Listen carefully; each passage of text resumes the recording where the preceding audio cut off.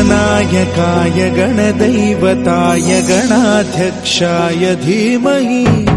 गुणशरीराय गुणमण्डिताय गुणेशानाय धीमहि गुणातीताय गुणाधीशाय गुणप्रविष्टाय धीमहि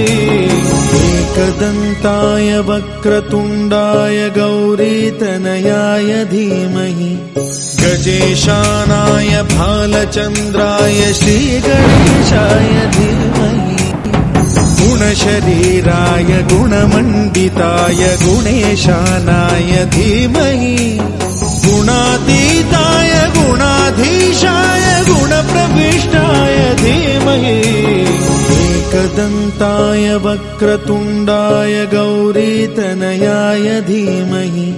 गजेशानाय भालचन्द्राय श्रीगणेशाय धीमहि ईशाय गुणप्रविष्टाय धीमहि